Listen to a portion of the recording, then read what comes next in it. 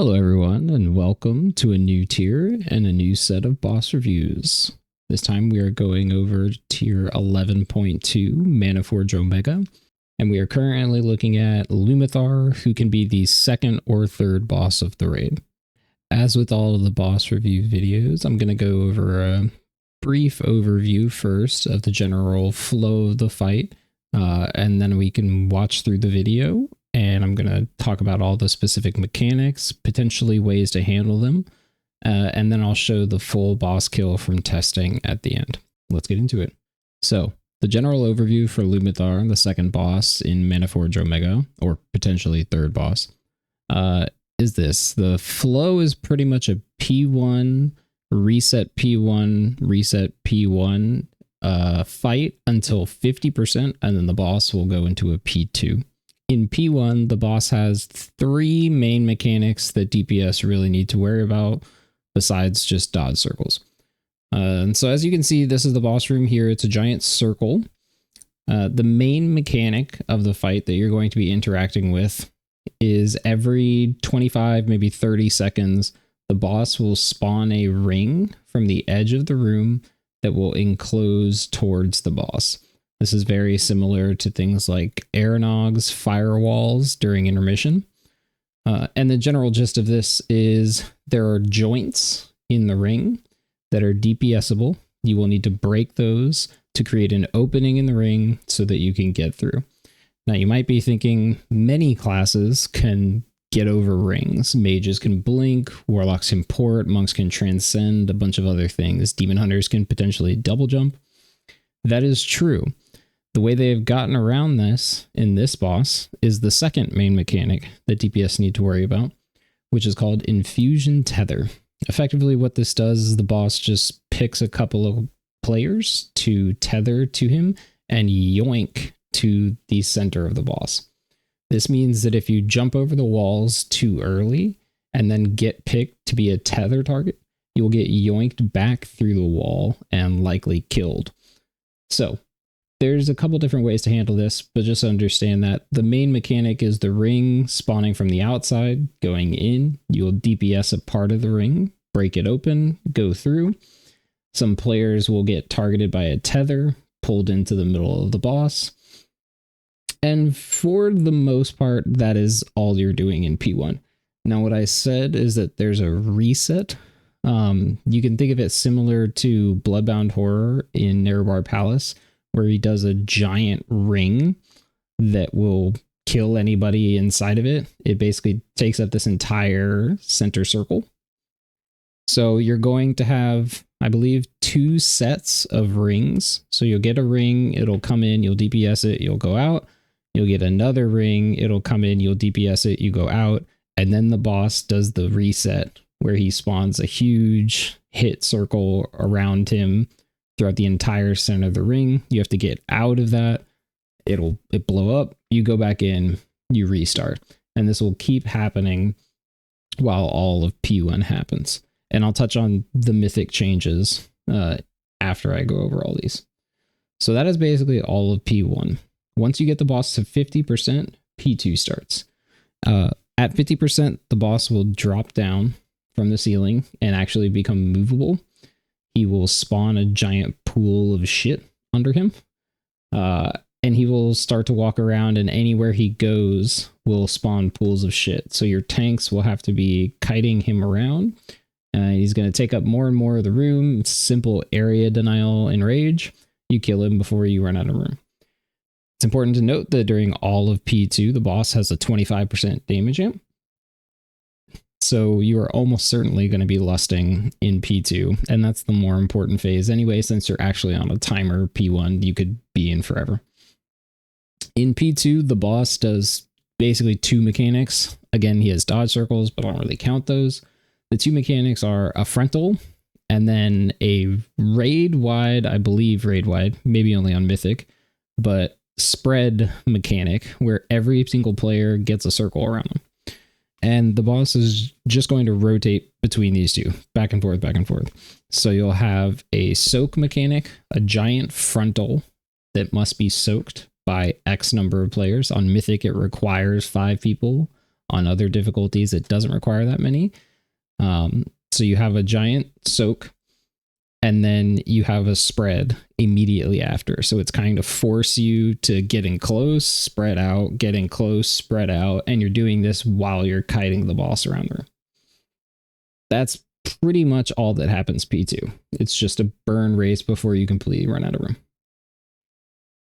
So I'm going to talk about the mythic mechanics here first before we show the video. Because this is a mythic testing VOD, because I don't have any from heroic. I wasn't here. So the mythic changes are that the rings that spawn in P1, there are 2 rings each time that the rings spawn. I believe that's mythic only. I think heroic was 1 ring, and then on normal, the rings were like DPSable immediately. I believe on heroic, you had to hit one of the joints with the tank mechanic first, and then they're DPSable.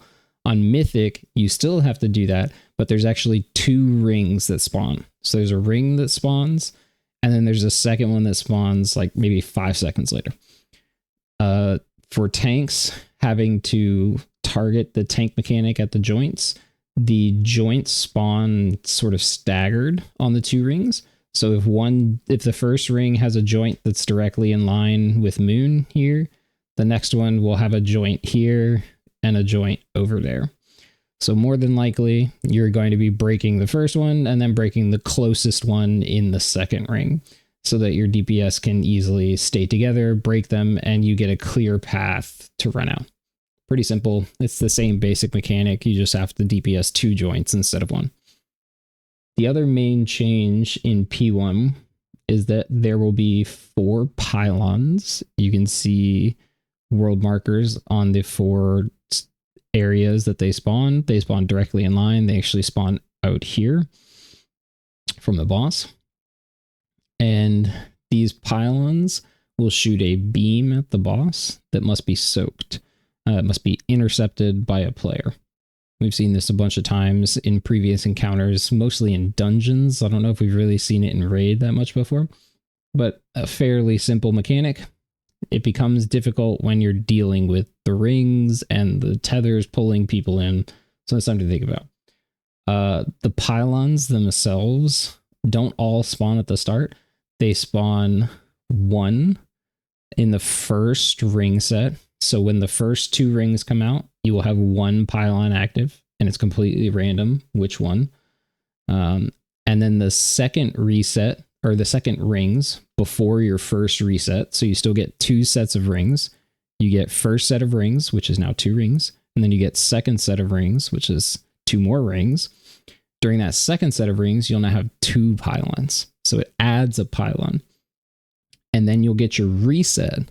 After the reset, you still have 2 pylons for the next set of rings. And then the next set of rings in that cycle, you have 3 pylons.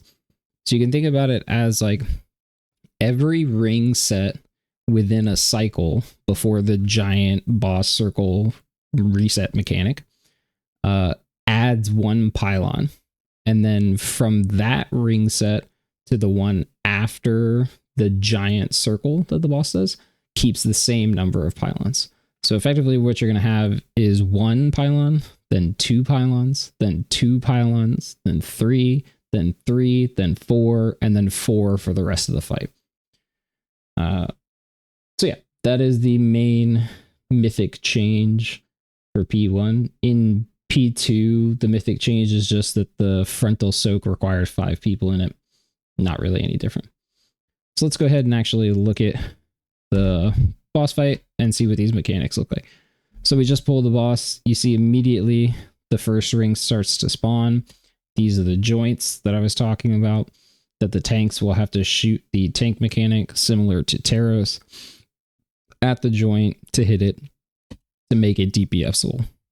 And you'll see there's the second ring spawning with the staggered joints off of the first one. And you can also see this pylon is spawning and becoming active because this is the identifier beam. So it actually starts spawning after the second ring, or during, at the same time as the second ring spawns. So you'll see the tank is going to shoot this joint, it's now DPSable. The second tank will shoot a joint close to it. Again, could have chosen this one, doesn't really matter. Just making sure that you hit one on each ring and 2 joints that are close together. You can see the beam from the pylon currently being soaked by a random player. I'll talk a little bit about potential optimizations you can have for that later, but right now just showing the mechanics. So the joints are DPSable. You're cleaving them. You're probably not hard switching to them. You're just cleaving them down when they come in. You're letting your range multi-dot them right when they spawn. It shouldn't really be a problem. And then everybody runs out. And that's it. Then you repeat. So now it'll be the second ring set. You'll see the pylons spawn sooner on this ring set. So the timing isn't exactly lined up with the ring sets. But you'll see now we have 2 pylons spawning. Again, completely random which pylons are spawning. Pole to pole and everything. So we have 2 pylons spawning. You have dodge circles, as I said, just continually. I'm going to go over here to intercept this pylon.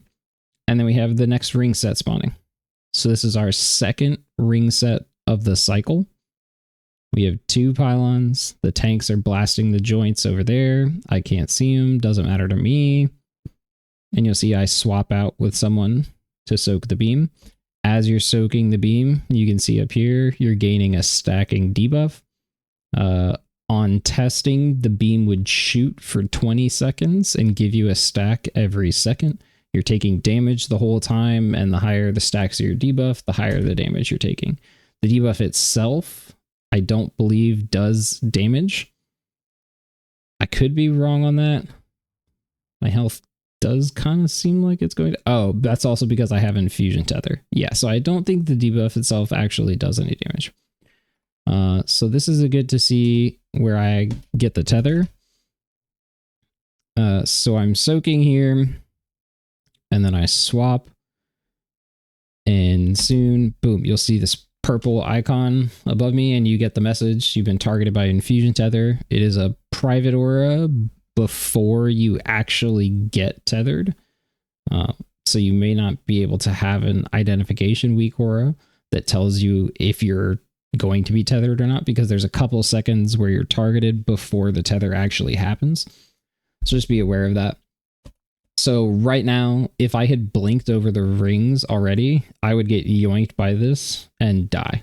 So that would have been bad. You can see the other people who are going to get tethered as well here.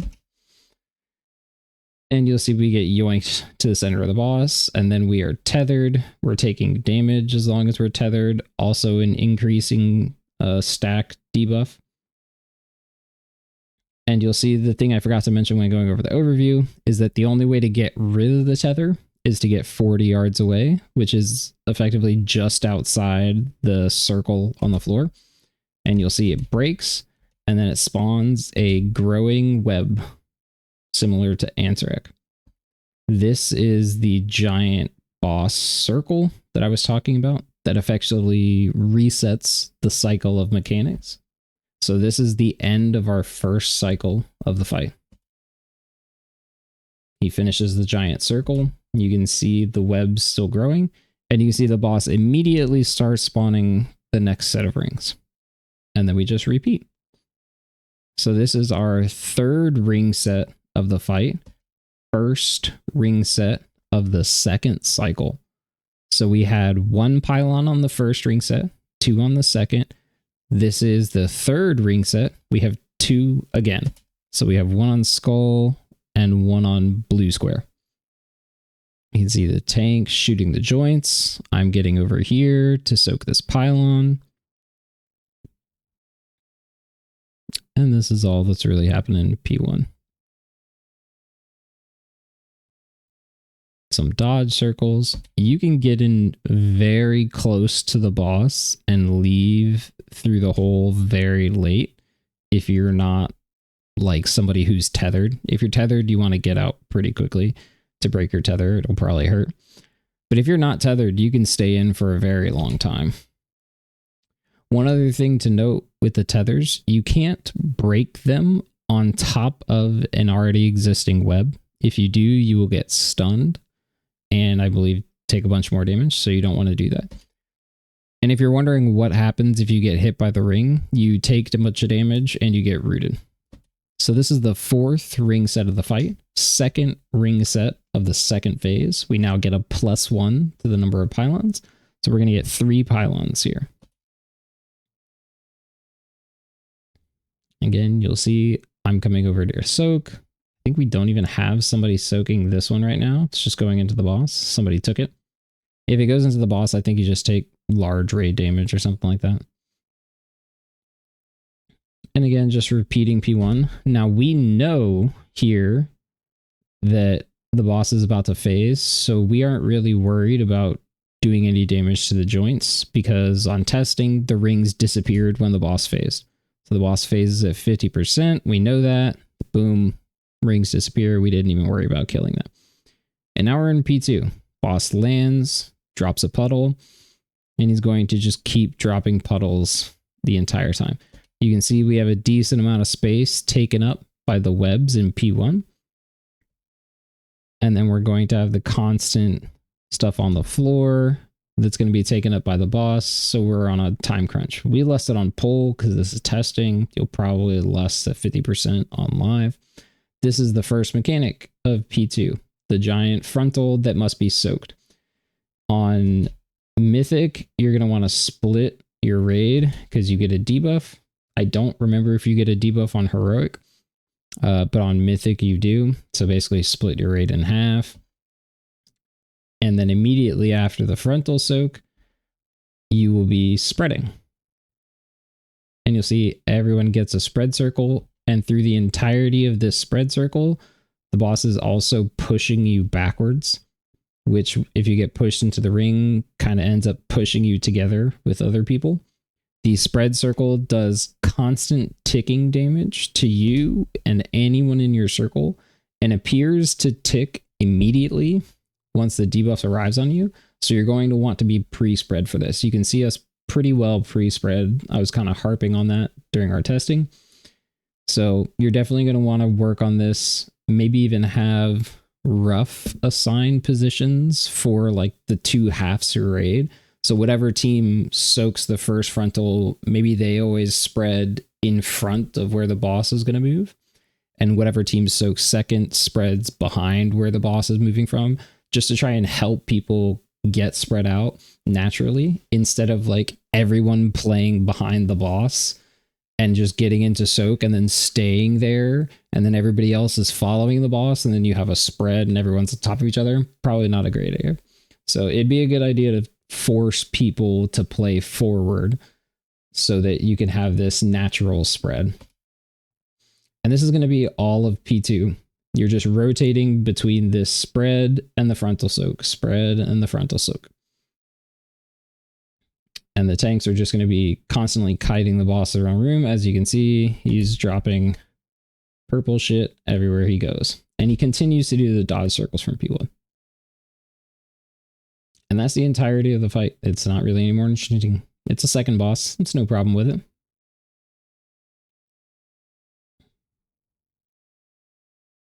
Okay, so a couple of optimizations. So I just talked about a few in P2, you know, splitting your raid and assigning like front of the boss or behind the boss for spreads, pre-spreading before the actual mechanic comes out so that you take significantly less damage.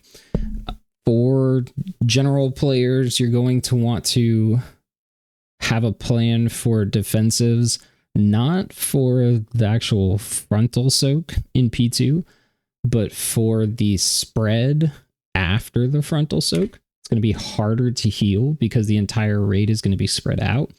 So things like Spirit Link, Barrier, that sort of stuff aren't going to work as well. Resto Druid, Efflorescence.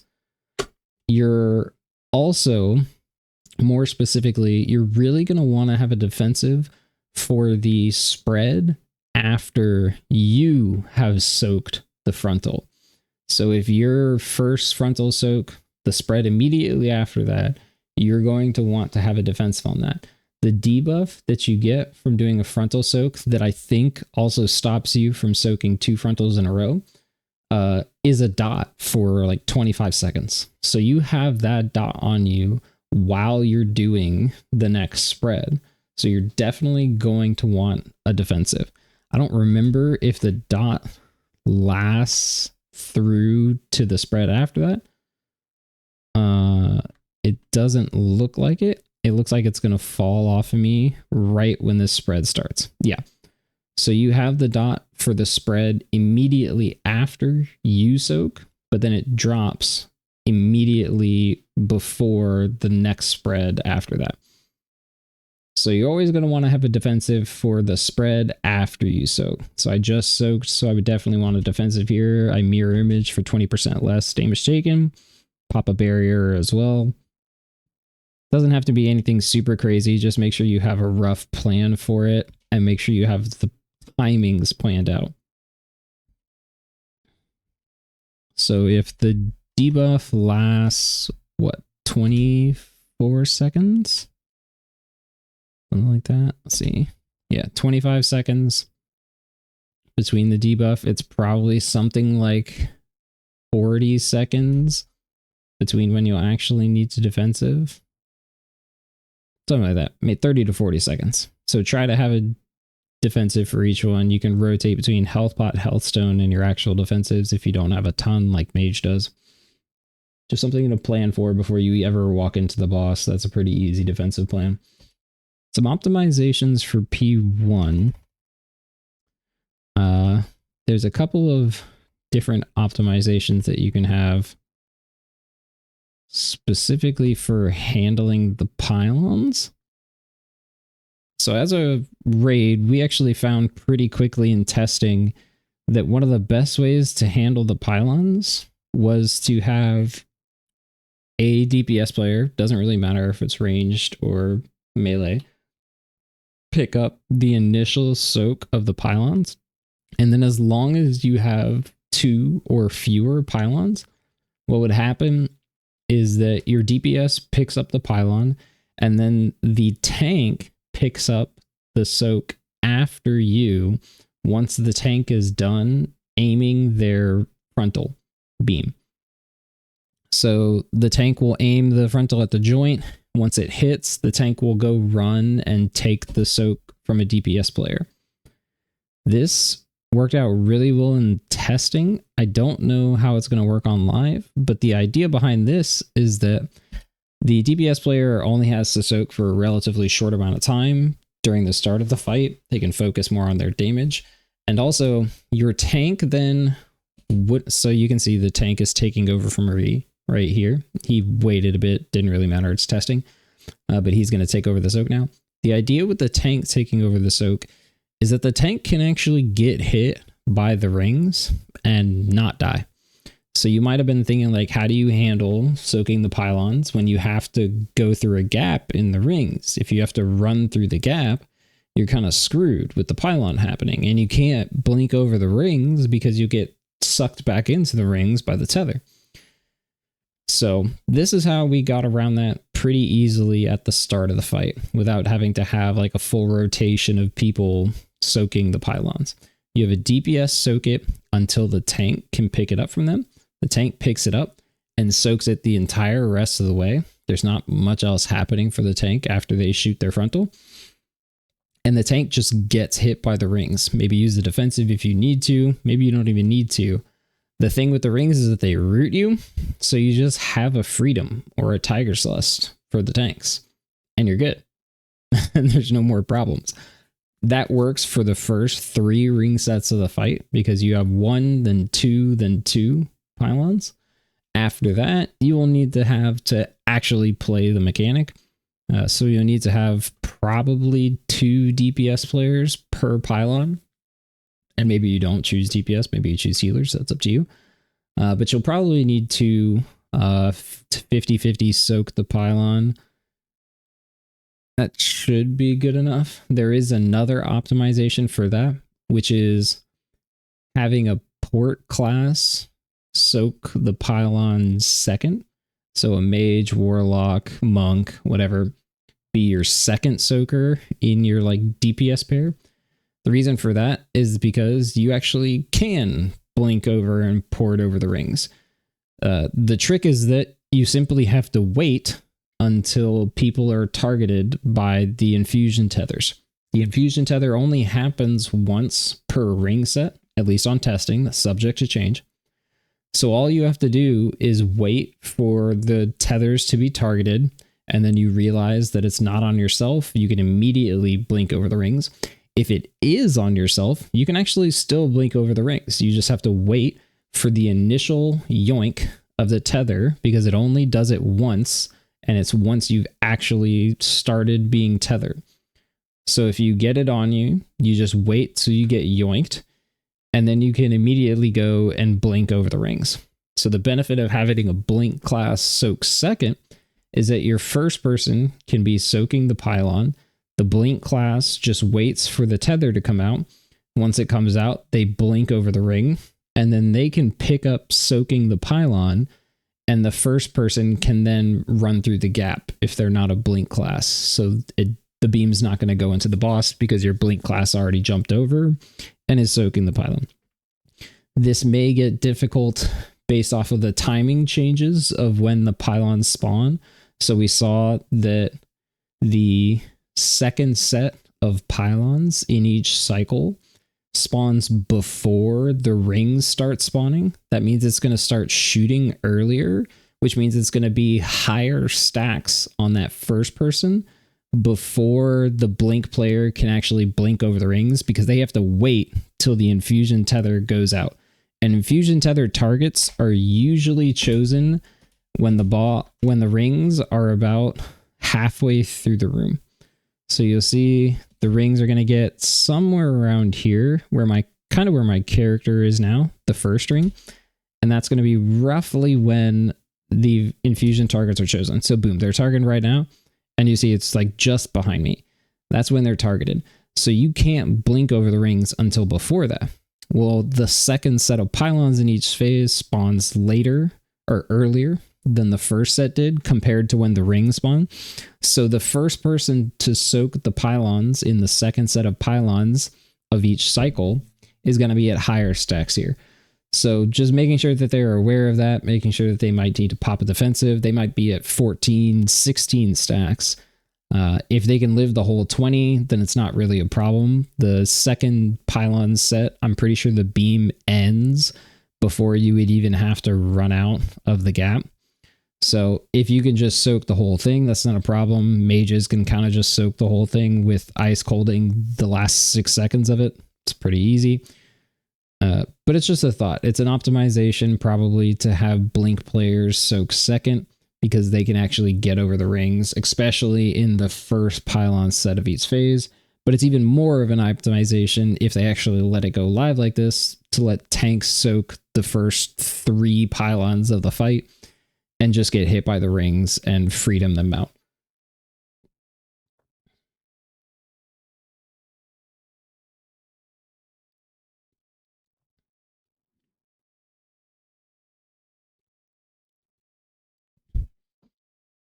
So the mechanics specifically for tanks is really just that aiming the beam at the joints. And if you do the tank soaking strat, making sure that tanks are communicating well to say who is going to take over the soak at what pylon, just talking with each other and with the raid as it goes, since the pylons are random, making sure that, first tank says, oh, I'm going to take over for skull or something like that. Otherwise, there's not really much else going on for tanks. Oh, there is one more optimization, and that is in P2, trying to stay actually as close to the middle as possible for as long as possible. You want to try and keep the boss close to the middle because it allows the frontal to be as big as possible, which allows people to be spread inside of the frontal so they don't have to move as much after the frontal to be pre-spread for the spread mechanic. If you have the boss really close to the edge of the room, this frontal is really small. It makes people have to run farther to get into it, and makes them also have to run more to spread out immediately after. So trying to stay close to the room is good for 2 reasons. One, it optimizes the puddles because it keeps them as close as possible to each other so they overlap as much as possible. And it also optimizes the frontals, so there's enough space for everyone to get in there and be semi-spread already while they're inside. Other than that, nothing really else for the tanks. For the healers, you're mainly just going to want to set up your UI well for healing specific people. You're going to want to be able to see every person who is soaking a pylon and what their current stacks are, so you can tell if you need to external them or just have good communication with them or assign externals before you ever pull the boss. But you're going to want to be able to see who's soaking and who has stacks no matter what, because things will change during the boss pull. Somebody who's not supposed to be soaking might have to take over from it. So you just want to be able to see that on your raid frames. You're also going to want to be able to see the people who are targeted by the infusion tethers, because they will be taking ramping damage just like the people who are soaking the pylons. So you want to be able to see infusion tether targets based off of their debuff on the raid frames as well. It is important to note that a person who is soaking a pylon can also get infusion tether. That's a very dangerous double up, especially if they're later in their stacks already of soaking the pylon. So definitely save an external for something like that happening again, or just always external pylon soakers if you've got the externals.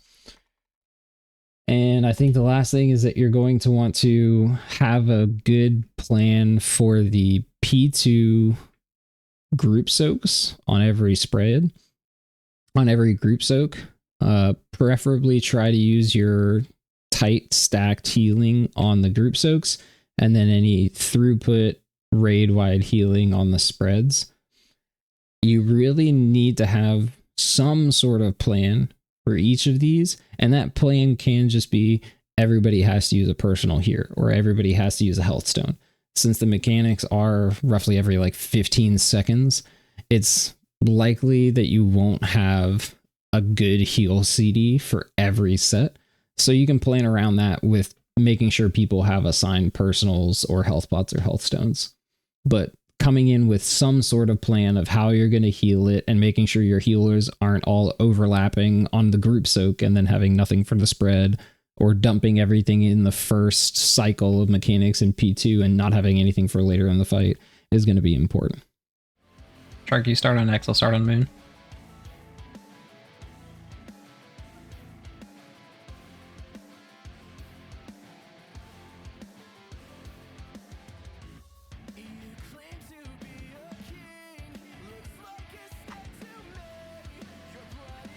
On Skull. Tank can probably just get it instead.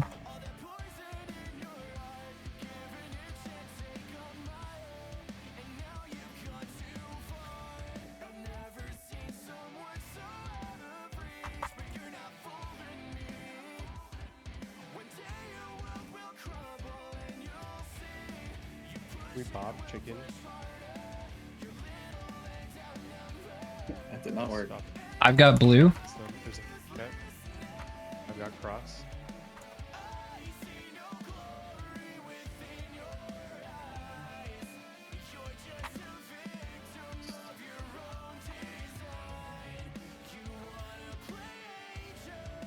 I got blue.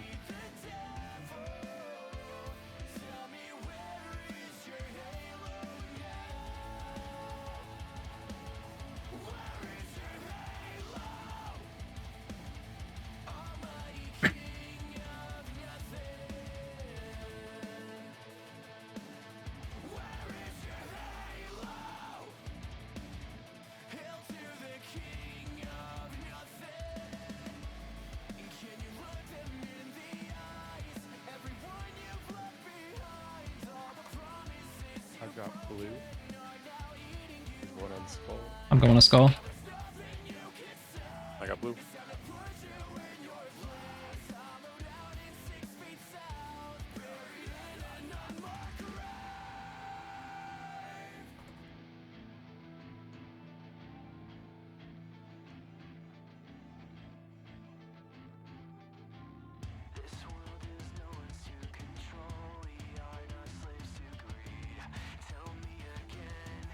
I got Moon.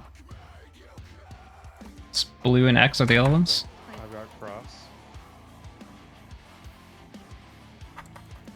Boss will probably phase during this ring set. Watch frontal. Yeah, just push boss. Got blue.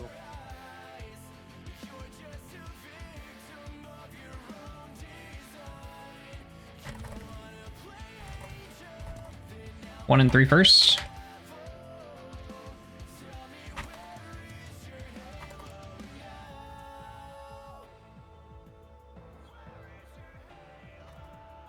Respread.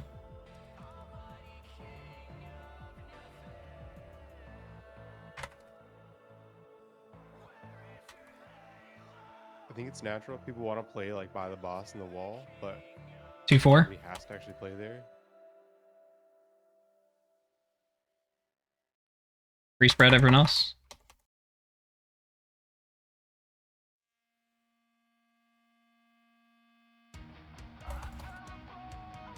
One, three.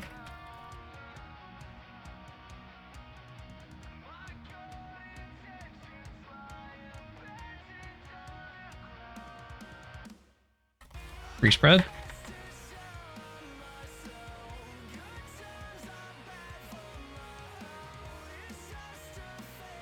Two, four.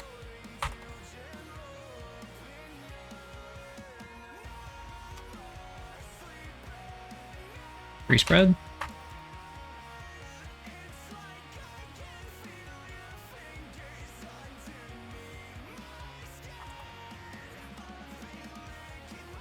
One, three.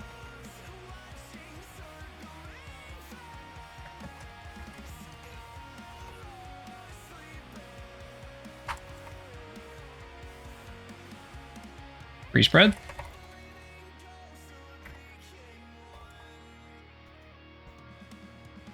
Are we going again or are we killing?